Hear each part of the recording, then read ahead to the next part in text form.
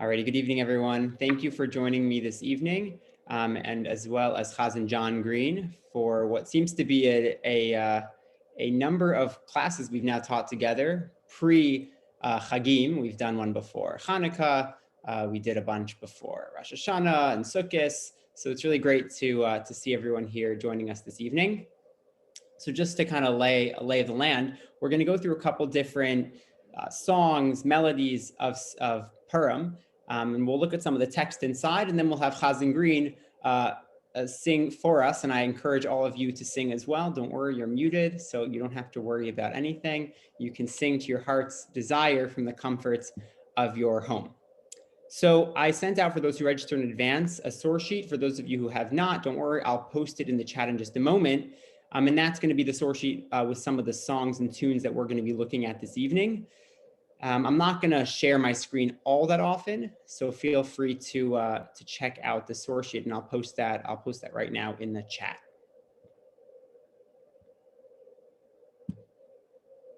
All right, so it should be there. Feel free to download that.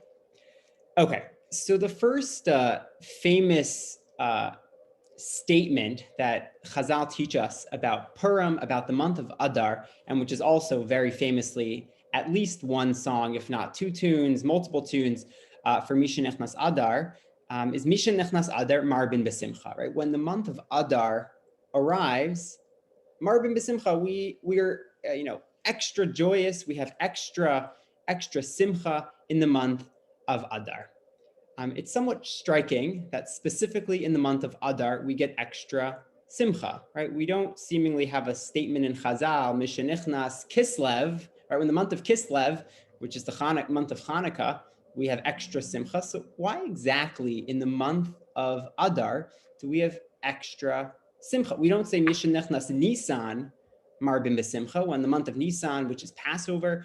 So I'm going to invite all of you, if you have an idea, if you have a thought, feel free to throw it into the chat right now, and maybe we'll see some of them as we go along, but feel free. Why do we specifically think about the month of Adar as Misha Nichnas Adar Marbin Besimcha? You don't have to be shy, don't worry. You can, if you don't want to post it in the chat to all, you can direct message me. That's fine as well. Panina's birthday, Chazal knew it. There we go.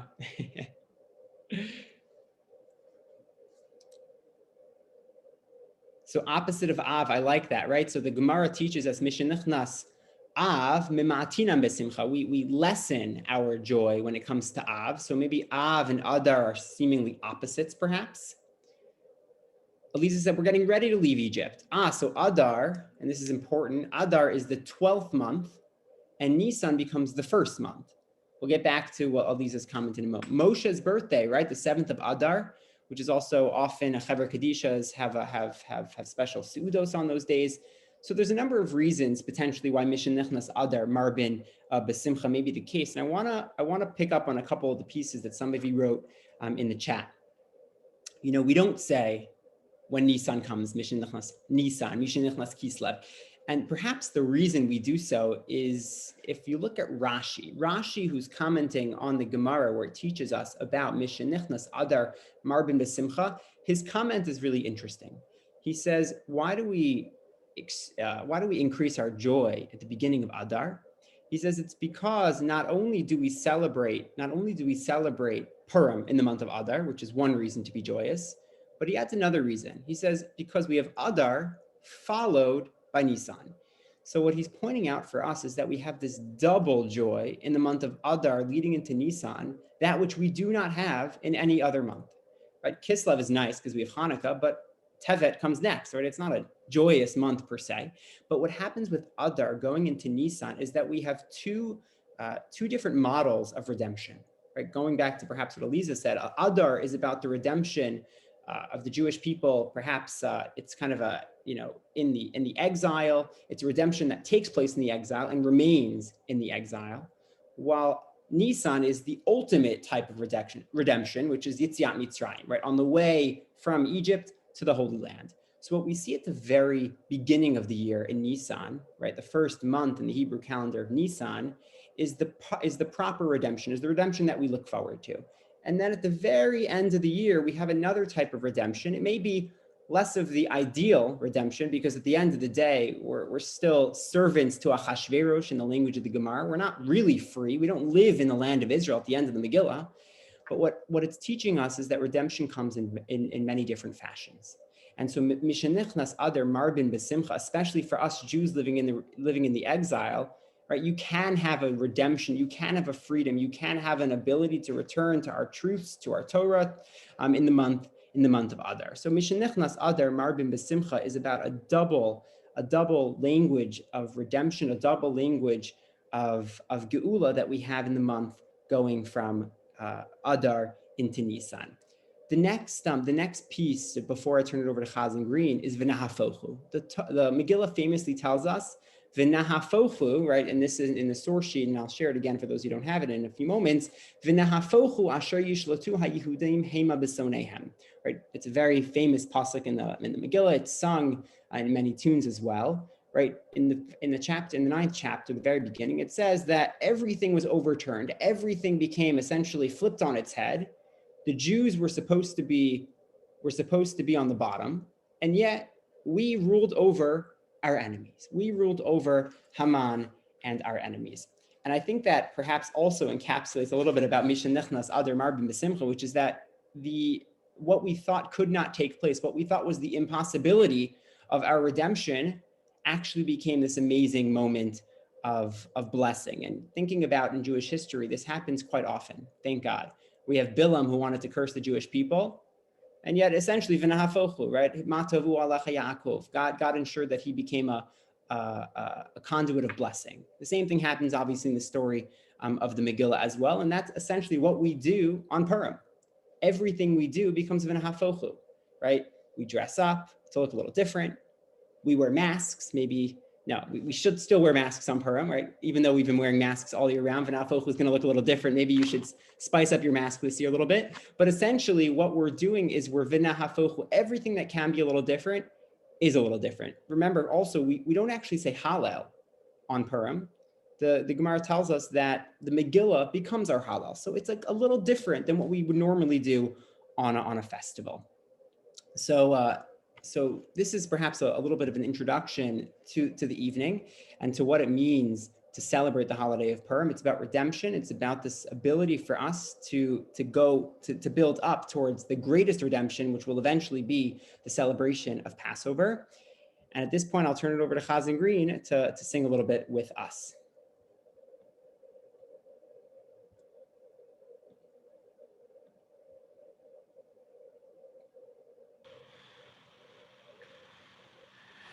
Hello, everyone. Thank you, Rabbi Buchler.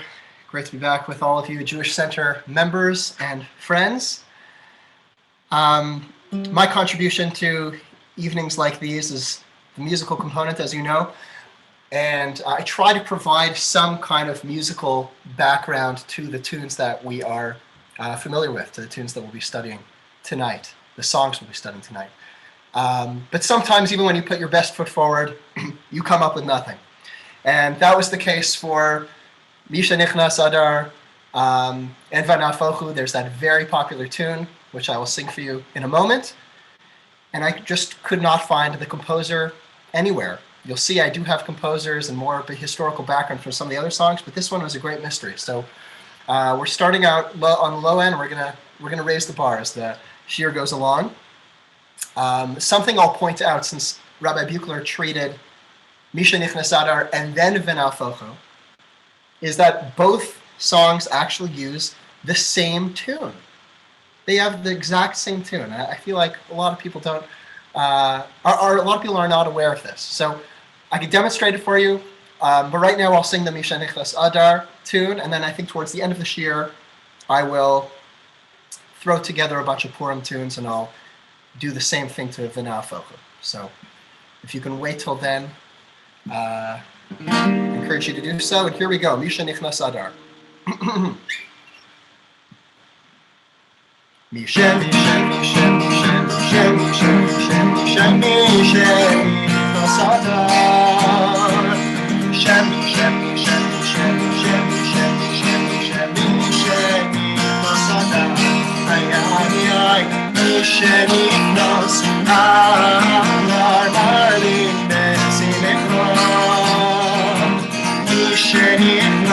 Adar Marvin Besimcha. Shemi, Shemi, Shemi, Shemi, Shemi, Shemi, Shemi, Shemi, Shemi, Nosada. Shemi, Shemi, Shemi, Shemi, Shemi, Shemi, Shemi, Shemi, Shemi, Shemi, Nosada. Shemi, Nos, Adar Marvin Besimcha. Shemi, Nos, Adar Marvin Besimcha. Shemi, Shemi, Shemi, Shemi, Shemi, Shemi, Shemi, Shemi, Nosada. Shemi, Shemi, Shemi, Shemi, Shemi, Shemi, Shemi, Shemi, Shemi, Nosada. Shemi, Nos, Adar Marvin Besimcha. Shemi, Nos, Adar Marvin Besimcha.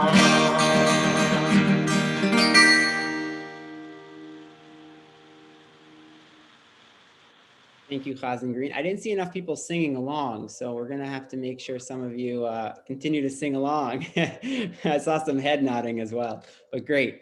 Thank you very much. So the next piece I wanna focus on a little bit is one of my favorite texts of the holiday of Purim, and that is Shoshanat Yaakov, right? So for those of you who recall, right at the very end of the Megillah, both in the evening and in the daytime, we recite a passage. And at the very end of that passage is a couple lines known as Shoshanat Yaakov. So what I want to look at together with you is just for a few minutes, what exactly is this text? Why are we reciting it? And what is it about, right? If it wasn't enough that we already read the whole Megillah, why are we now like adding a whole nother section at the end of the Megillah itself? I'm just going to share my screen just briefly, just to show you a couple pieces of it, and you can pull up your source sheet as well. So the song is Shoshanat Yaakov, and it's actually part of a larger passage, right? It's part of a larger alphabetical acrostic that begins Asher Heni, right? Aleph, it starts with Aleph, Asher Heni, goes all the way through, but the custom has evolved, and I don't know exactly why this is the case, but we start singing at Shoshanat Yaakov at the very end. So Shin and Taf, so we have all the letters of the alphabet prior to it, but we start singing at Shoshanat Yaakov.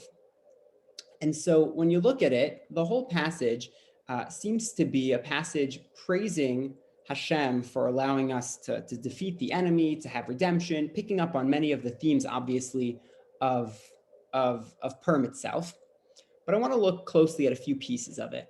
The first two words, Shoshanat Yaakov. Shoshanat is a rose or a lily, right? A beautiful flower of Jacob, right? So what are we talking about here? Who's the beautiful flower of Jacob? If you look in the Megillah, there's no reference to Yaakov or to a Shoshanat Yaakov, right? So who is this referring to? Any ideas? Feel free to throw it into the chat. Who is Shoshanat Yaakov, right? Who is this? Shoshanat Yaakov, the flower, the lily. So Binyamin maybe, right? Because there is this whole backstory, perhaps between different tribes, right? Because remember, Mordechai is from the tribe of Binyamin. Maybe it's Esther, right? Maybe it's Esther. The Jewish people, says Penina. We have a couple different options on the table here. Do we have a fourth option here? Or just we can stick with these three. These three are great too. So Shoshanat Yaakov is actually a very interesting play on words, right? So if you look in Shir Hashirim, in the second paragraph of Shir Hashirim, famous pasuk says Kish Shoshana bein hachochim kein ra'ayati ben habanot. The Jewish people is like a beautiful flower that's between the thorns. So is my darling, meaning the Jewish people, among the maidens. Right? The Jewish people is the Shoshana. Just like we are amongst all the other nations, we are God's beloved. So Shoshanat Yaakov seems to be some sort of allusion to the Jewish people, but explicitly here we have the word Yaakov, which is obviously Bnei Yisrael, Bnei Yaakov, the Jewish people. But there's a second level and layer to the meaning in this pasuk, because what is the city in which the entire story takes place in? Shushan. Right? Shoshanat Yaakov is a pun to say the Jews of Shushan, right? So it's a really quite a creative way in which the Paitan, the author of this piyut, played on the words here, Shoshanat Yaakov, to the Jewish people. And by the way, in case those of you who are interested, the authorship of this particular song that we recite is somewhat unknown. Although since it opens Asher Heini, the rabbi's name is probably Asher, and it was written about 1,000 years ago in Ashkenaz. Right, there's some allusions to who may have written it, unclear, but written about 1,000 years ago before Rashi. And so Asher Heini is the opening written by Asher, and it's praising the Jews of Shushan. And just a few other pieces I want to point out to you in here. So there's Tzohalav Samecha, quoting literally psukim from the Megillah itself. When they saw who? Techelet Mordechai, right? The Jews saw Mordechai, and we'll see that pasuk just below here. Mordechai yatzam lifnei hamelech. Mordechai is wearing this robe. Among it is blue, which is also obviously Techelet. He's royalty. He was supposed to be hanged, and now he's walking free as essentially the second most powerful person in Persia. And they say something very interesting in the third verse here, in the tough verse, Shuatam haytala netzach, right? That their salvation essentially shall be forever, right? And so what I think is happening here is there's actually another allusion here, V'tikvadam bechol dor vador, and their hope will be forever. Notice how it talks very specifically about this everlasting redemption, this ever-generational redemption. The Gemara, and it's brought down by a number of Rishonim, including the Rambam, discuss how at the end of days in Messianic times, it's possible that some of the holidays will fall to the wayside, but one holiday will never be put aside, and that is Purim.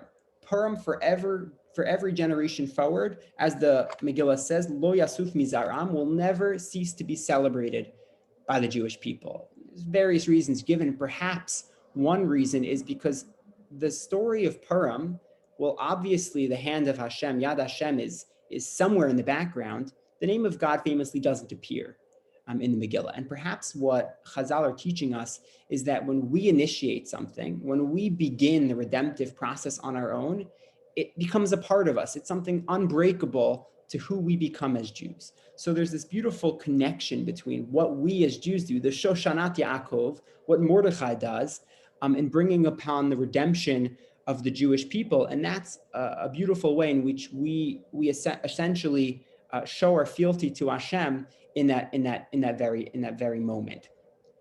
Two last pieces I want to show you at the very end of Shoshanat Yaakov, before I turn it over to the Chazan. You'll see here that we say, right, Arur Haman Asher Bikesh La'abdi, right? Cursed be Haman, he wanted to destroy us. Blessed is Mordechai the Jew, right? And this, the Chazal tell us, right, we should be Arur Haman, Baruch Mordechai. And we also add a line for Zeresh, right, his wife, Eshet Mafchidi, the wife of our terrorizer. Brucha Esther Ba'adi, and obviously blessed be Esther. But then we add another line, and it's always kind of fascinated me. V'gam Charvona Zachur Latov. And also Charvona, who's one of the eunuchs in the king's palace, who noticed that the gallows that were supposed to hang Mordechai are just sitting there. Why don't we now hang Haman on it? And that's essentially what they did. So Charvona should also be remembered for good, right? And it's kind of like Charvona gets this one line essentially in the Megillah, yet we end this very important and popular song referencing Charvona. So what is Charvona essentially doing here? The Gemara in Yerushalmi tells us that not only are we supposed to curse Haman and bless Mordechai, but the Gemara in Yerushalmi tells us, Amar Pinchas, where Pinchas says, Tzarich lomar Charvona zachur latov. We also have to bless Charvona because we always have to show appreciation for those who assist us in our redemption, right? Thinking about the righteous Gentiles during the Shoah, you always have to show praise to those who've helped in the redemption of the Jewish people and saving Jewish lives. And I think it's a beautiful way to end this song, because on the one hand, it's about our redemption, but we always recognize that when somebody helps us on that process, they become crucial to what it means to be a part of the redemption of the Jewish people and essentially bringing God's name to become greater in this world. So I think it's actually a perfect way to end, because it's showing us, not only do we thank Hashem, but we always thank those who help us along the way. I'll turn it over now to Chazan Green. Great. So something I actually meant to mention before with Misha Nichnas Adar is there are other Misha Nichnas Adar tunes. In case you're familiar with others, I wasn't excluding them. I'm sure they're great. And you can look up on YouTube and you can just find so many that have even come out in the past few years. There's so many Purim songs, new Purim songs by Zusha and Eitan Katz and all the big hitters in the Jewish music world coming out with new Purim songs. And Misha Nichnas Adar is no exception. In fact, at Havdalah this past week, virtual Havdalah, I taught one of the new Misha Nichnas Adar tunes, and we'll come back to that towards the end of this year. But now on to Shoshana Yaakov.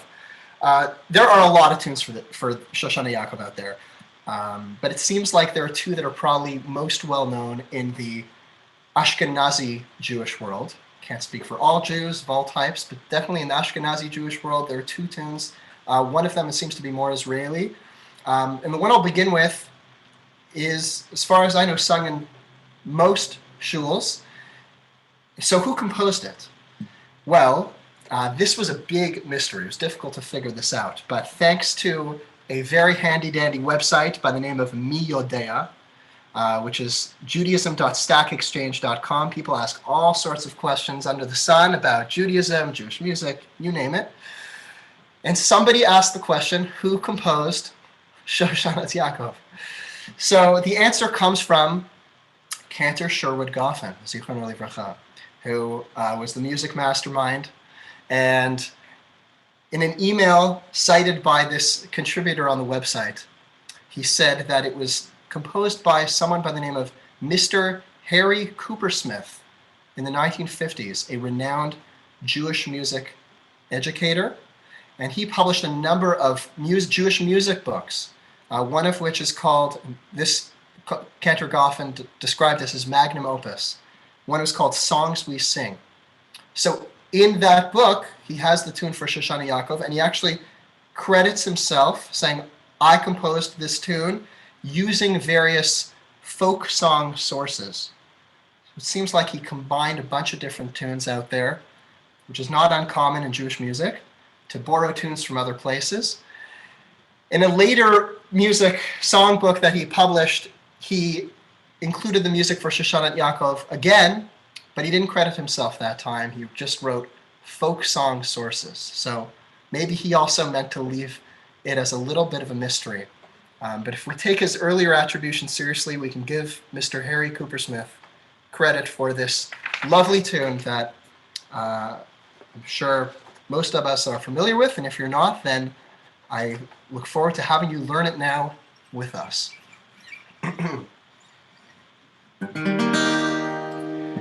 Shoshanat Yaakov Zahalla B'Tzameh U'Miratan Yachad Chilet Mordechai Shoshanat Yaakov Zahalla B'Tzameh U'Miratan Yachad Chilet Mordechai Shuatam Shuatam Hai Talat Netzach Shuatam Shuatam Hai Talat Netzach Shuatam Shuatam Hai Talat Netzach Netzikotam Bechod Bador Leodia,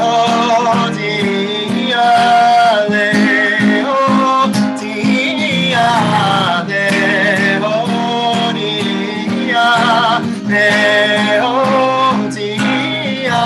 Shekolchodecha lo yilosh velo yikamu lanetzach, Kolchodecha lo yilosh velo yikamu lanetzach, Kolchodecha lo yilosh velo yikamu lanetzach, lanetzach tolachosim bach, Arur haman asher bikesh le'adi baruch Mordechai, Mordechai ha-Yehudi Arur hazeresh, Arur hazeresh she'nafniti, Arur hazeresh, Arur hazeresh, Arur hazeresh she'nafniti, Arur hazeresh she'nafniti ve'enam chabonos ha'chrilat tov.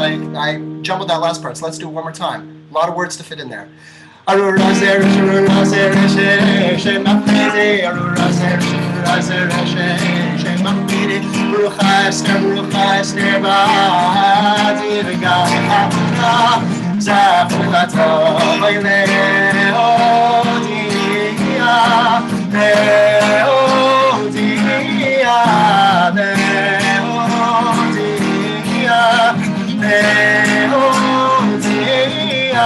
שכל קולך לא ידעו שלא יקמו לנצח כל קולך לא ידעו שלא יקמו לנצח כל קולך לא ידעו שלא יקמו לנצח לנצח כל החוסים בה.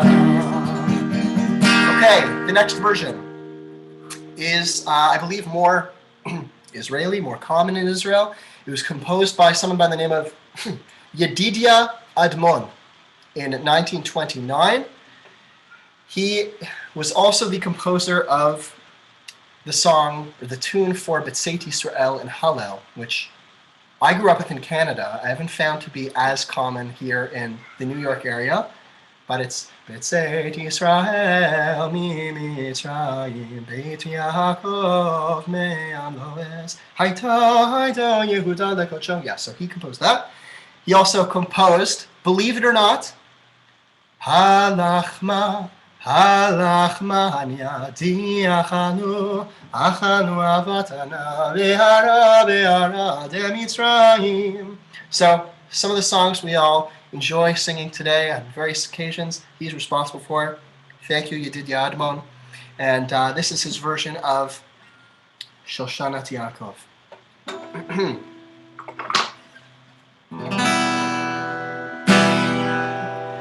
Shoshanat Yaakov, Sahala Betzamecha, Mirot Saliachat, Tenet Mordechai.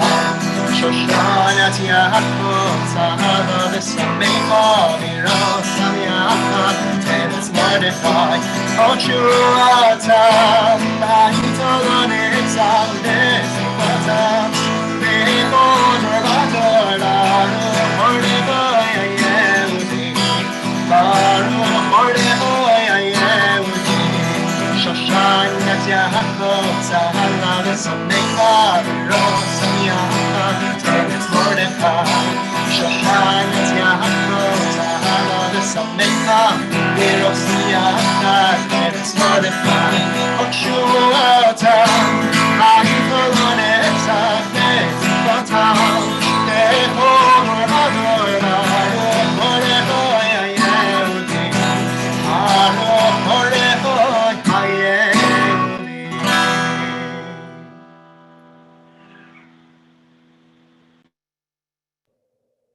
Thank you very much for those two renditions. Didn't know that he was the composer for all those tunes. That's great to know. Thank you. So I want to turn now to two psukim in the Megillah, which form popular songs that are related to Purim itself. And that's the pasuk, Mordechai yatzam lifnei hamelech, that Mordechai came out before the king wearing that blue that we mentioned in Shoshanat Yaakov. And then obviously the next pasuk, which is La Yehudim hayat ha'ora v'simcha v'sason v'yikar, right? The famous pasuk that there was light and there was joy and there was happiness among the Jews of Shushan and really of all of Paras Umadai. So I'll just pull up that pasuk briefly for you just to see it, and you'll have it on your source sheet as well. So you see the pasuk, right? Mordechai went out from before the king, and he's wearing all these royal, beautiful garments, blue and gold and red and all these beautiful things. Right? It's linen and purple. V'ha'ir Shushan so'alav samecha, right? The city of Shushan was elated. They were ecstatic. So it's interesting to note that it says that the whole city was excited. So it wasn't just the Jews of Shushan, right? It sounds like when the wicked Haman was taken down, right? Everyone was happy, right? The Jews obviously felt the immediate threat, but everyone was very happy that he was no longer there. And finally, La Yehudim hayat ha'ora v'simcha v'sason v'yikar. But there was an extra sense of appreciation, of happiness, of joy among obviously the Jewish inhabitants of Shushan, and really of the entire kingdom. I want to just focus in on one particular part here. It says that for the Jews, there was light, happiness, gladness, joy, and honor, essentially. So the last three make a lot of sense to me, right? That there was happiness and joy and honor, ora, light. what does it mean that there was light for the Jewish people? What does it mean that there was Ora for the Jews? Feel free if you have an idea. What's different? What's unique about light that it should be among kind of adjectives that describe happiness, joy, glory, or honor? And there's also light. And any ideas? Feel free to throw them in the chat.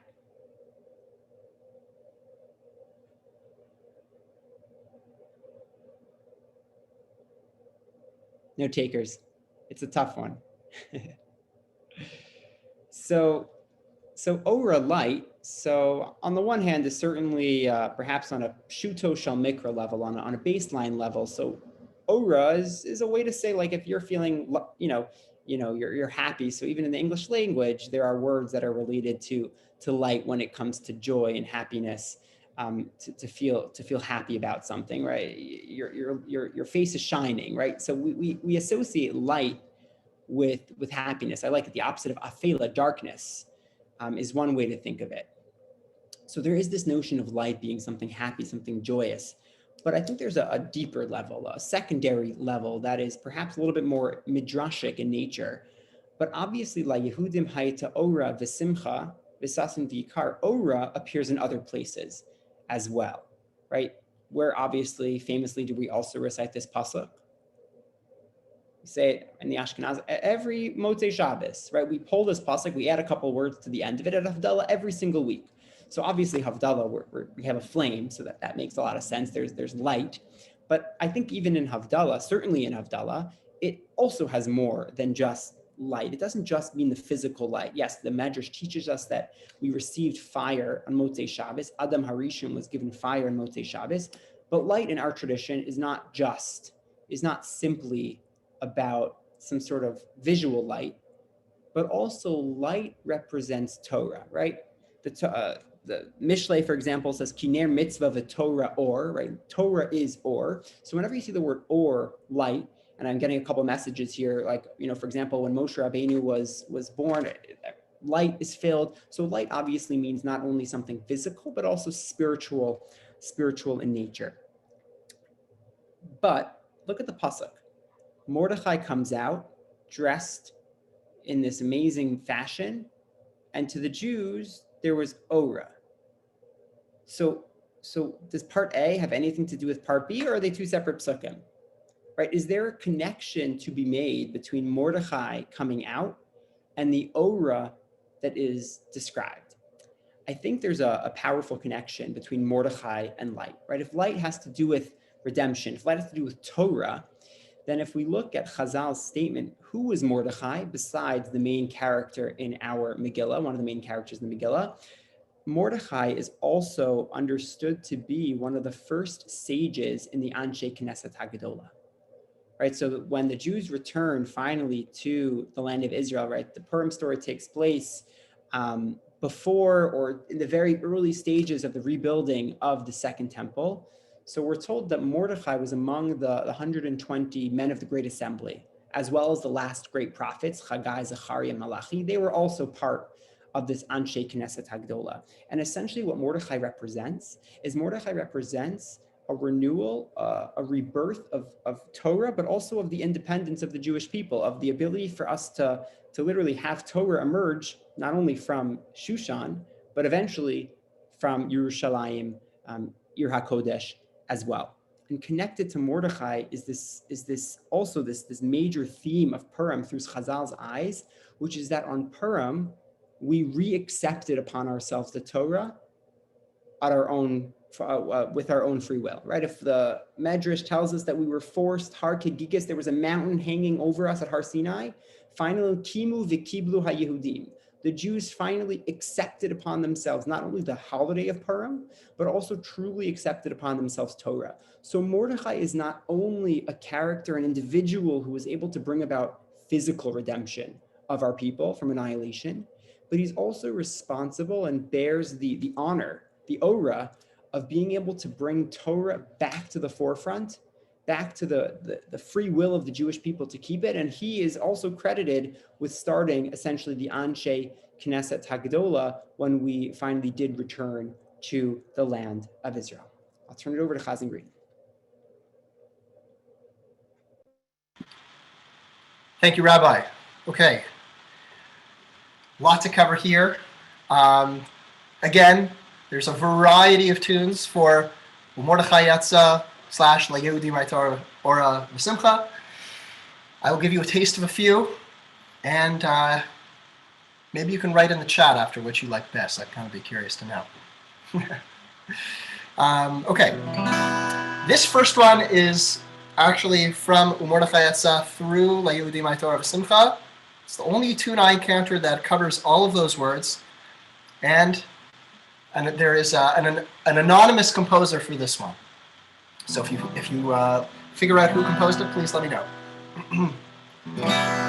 Mordechai Yatza milifnei hamelech milifushnavut ve'ateret zahav. Mordechai Yatza milifnei hamelech mi'hayin shushan tzal al v'samecha. Mordechai Yatza milifnei hamelech milifushnavut ve'ateret zahav.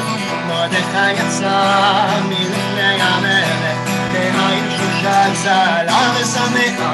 ליהודי מתה אורה ושמחה, אורה ושמחה וששון מכאן. ליהודי מתה אורה ושמחה, אורה ושמחה וששון מכאן.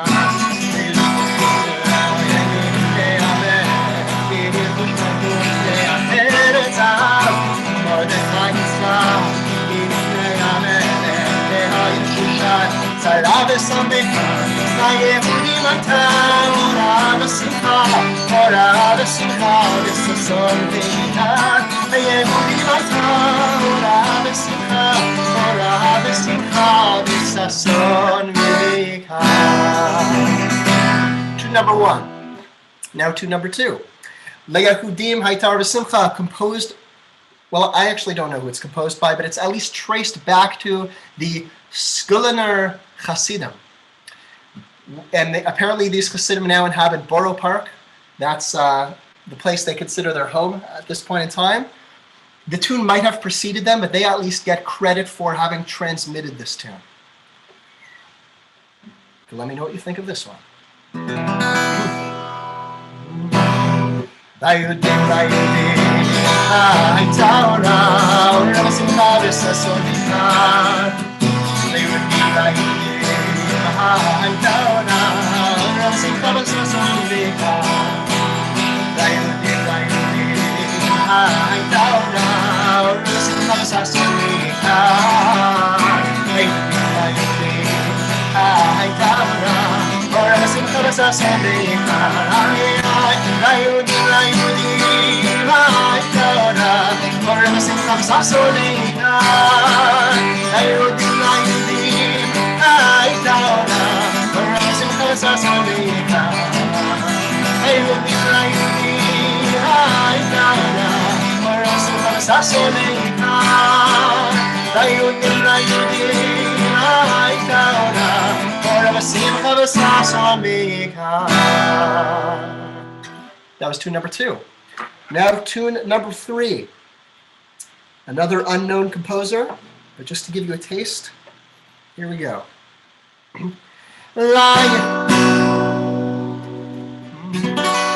Excuse me.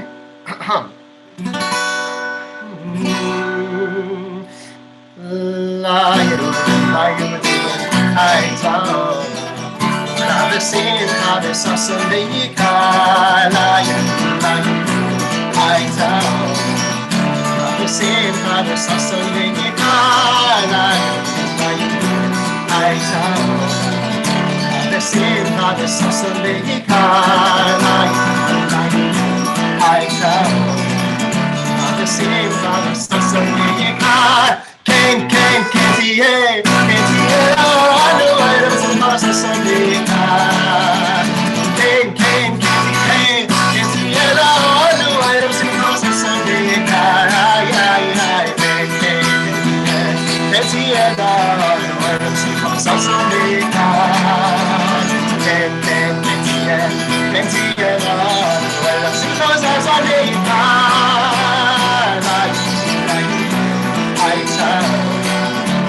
שמחה וששון ויקר,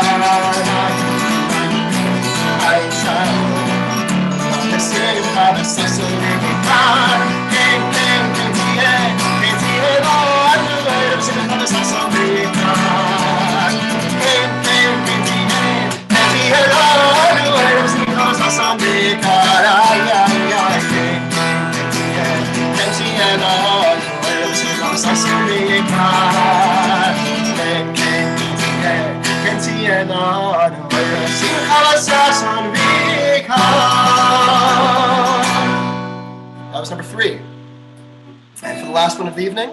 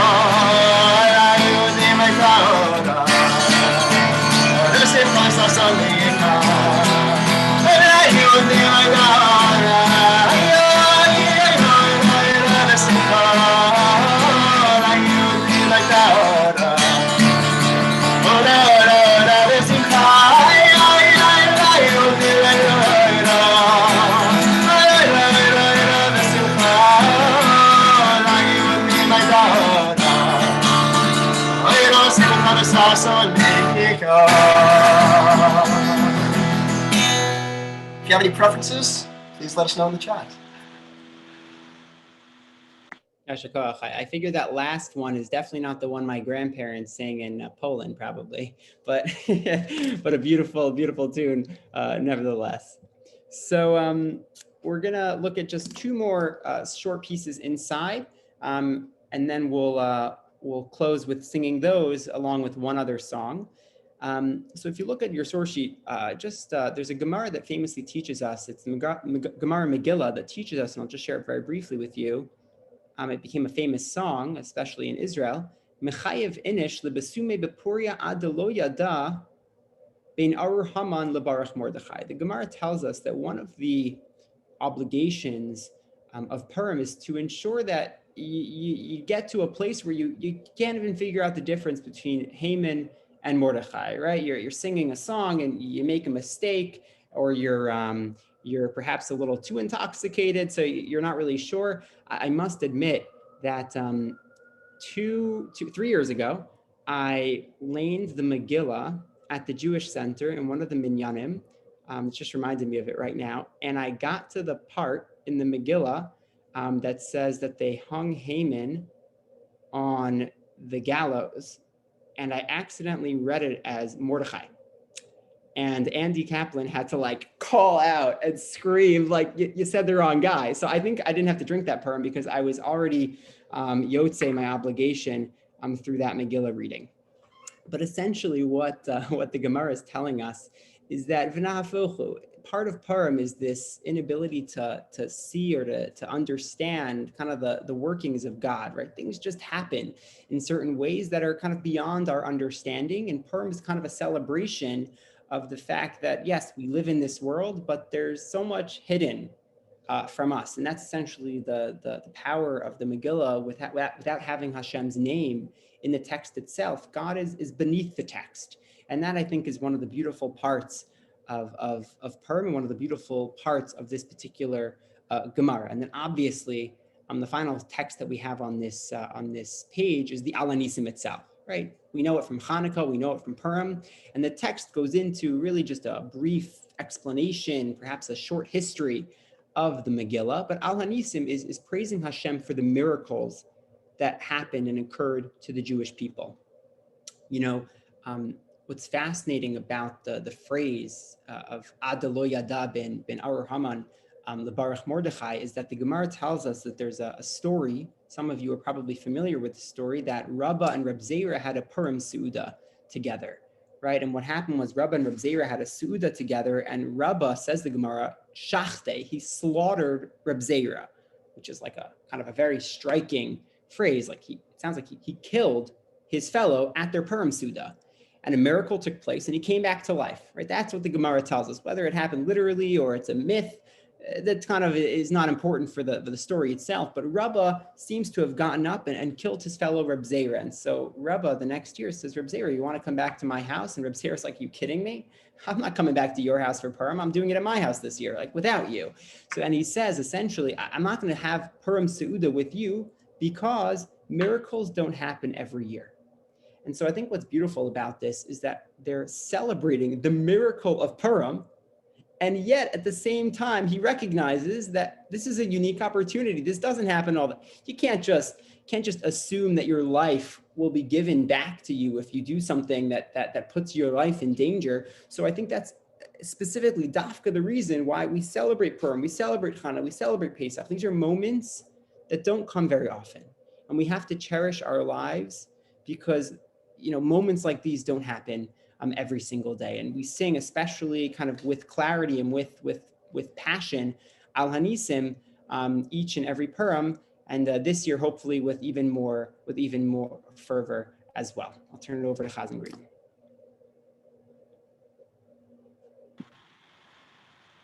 Thank you for that. Okay, I think this is the last set of songs, right, Rabbi Bukler? Okay, good. So I'll sing for you Chai Vinish Libasume, Al Hanisim, and then we'll finish up with a few others to close the night.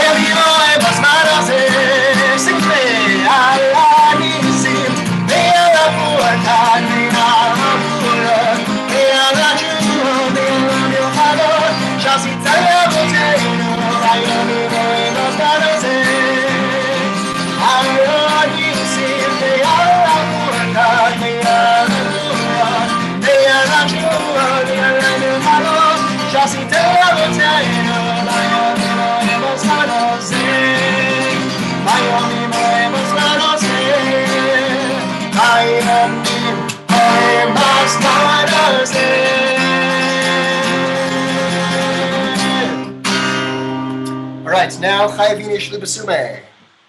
however you interpret it. We're not getting into the halachic discussions.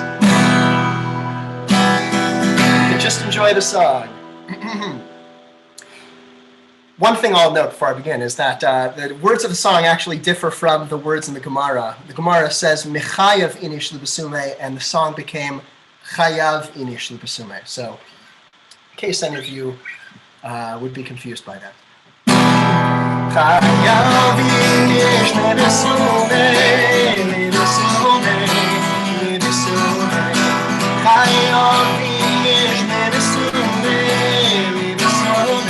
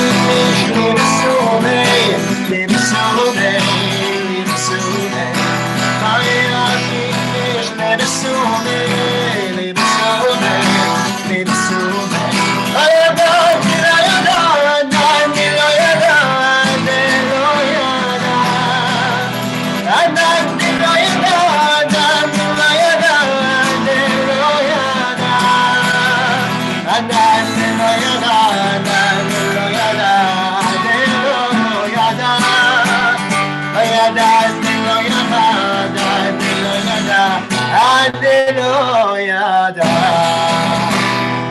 I noticed some of you on camera actually drinking while I was singing that song. So that was perfect timing, whether you realized it or not.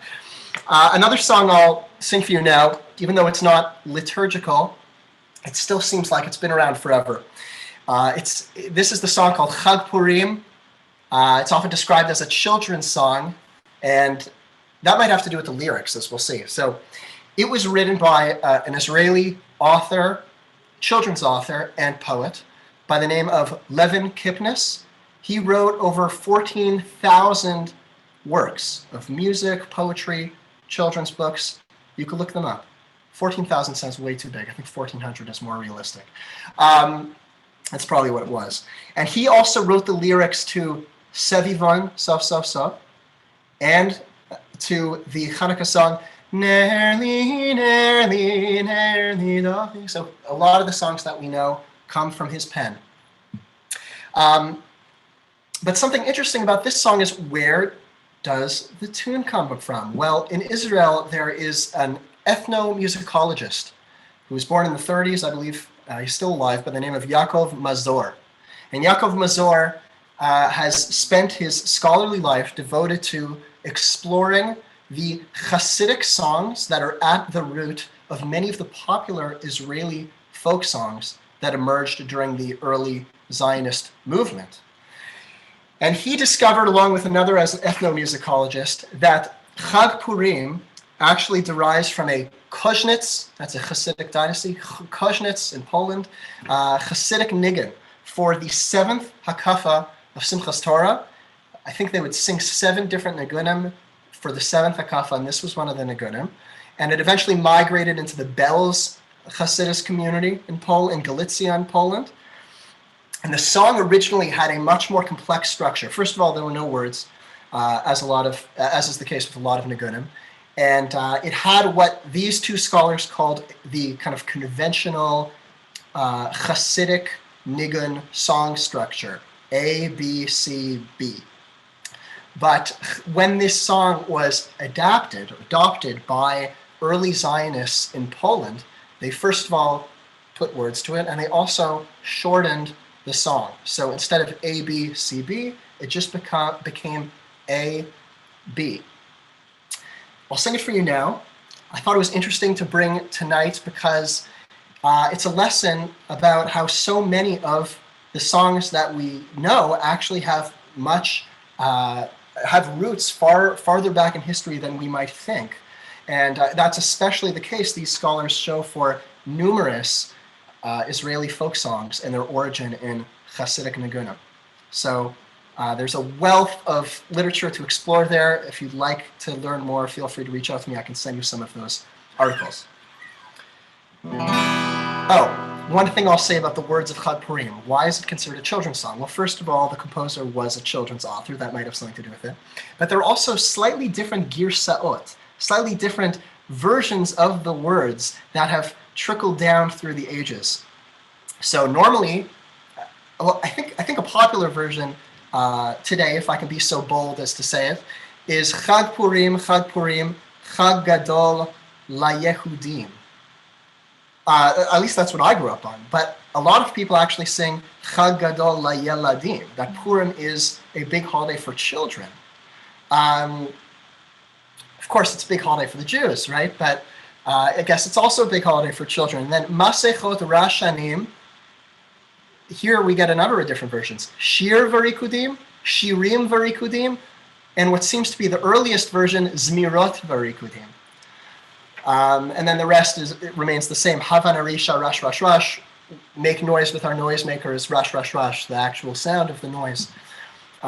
If I had to come up with a theory, which I did earlier, and there's no evidence for it, but the fact that the song seems to have gone from Chag Gadol LaYehudim to Yeladim and Zmirot to Shirim seems like a kind of secularization of the song through time. It's a holiday for Jews, now it's a holiday for children. Zmirot, which has a kind of liturgical, religious connotation, became simply Shirim. Or perhaps this is just part of the modernization of music in Israel, and it has nothing to do with secular versus religious, but enjoy the song. חג פורים, חג פורים, חג גדול ליהודים, לשמחות ולשקים, צלילות וריקודים. הללויה רישה רש רש רש, הללויה רישה רש רש רש, הללויה רישה רש רש רש, ברשנים. There's another verse, here we go. חג פורים, זה איזה שולחים מנות, נחמדים, ממתקים, רוטי מגדלות. הללויה רישה רש רש רש, הללויה רישה רש רש רש, הללויה רישה רש רש רש, ברשנים. Great song. And to close the night, I will sing two songs. One is a Misha Nichnas Adar that I taught at Havdalah, so this is an opportunity to hear it again. Again, it's composed by Shmuel Brazil. Look it up on YouTube. I think the production that was put out is excellent. Here we go. Misha Nichnas Adar Marvin Besimcha, Besimcha, Besimcha, Besimcha, Besimcha. נכנס אדם אבים בשמחה,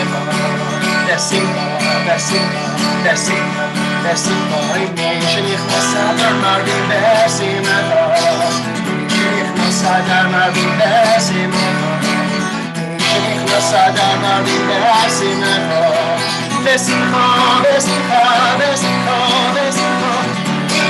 מי שנכנס אדם אבים בשמחה, מי שנכנס אדם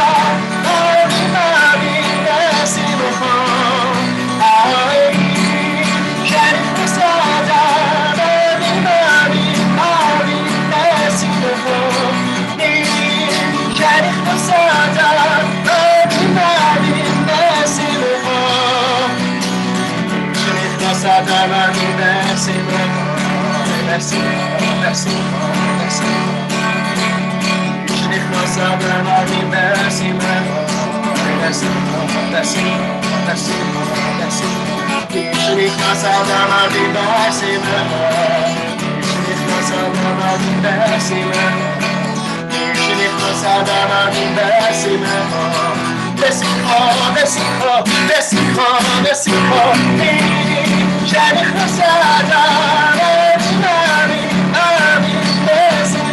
אבים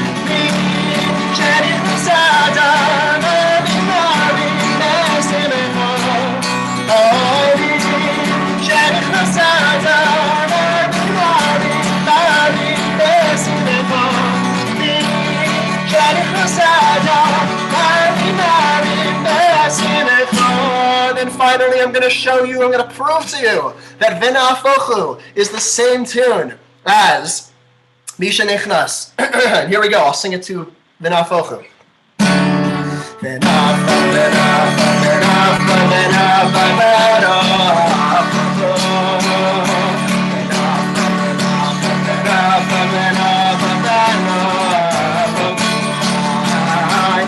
Asher yishletu ha'yehudim hema b'sareim. Asher yishletu ha'yehudim hema b'sareim. V'nafta merach, v'nafta merach, v'naftahu.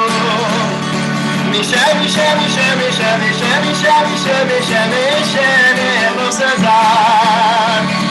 Asher yishletu ha'yehudim hema b'sareim. Asher yishletu ha'yehudim hema b'sareim. V'nafta merach, v'nafta merach, v'naftahu. Mishe, mishe, mishe, mishe, mishe, mishe, mishe, mishe, mishe, ne'vosazar. Mishe nichnas Adar Marvin Besimcha, Mishe nichnas Adar Marvin Besimcha. Have a Simcha Dika Adar. Thank you for coming to tonight's shir. We look forward to celebrating Purim together in some capacity over the next few weeks.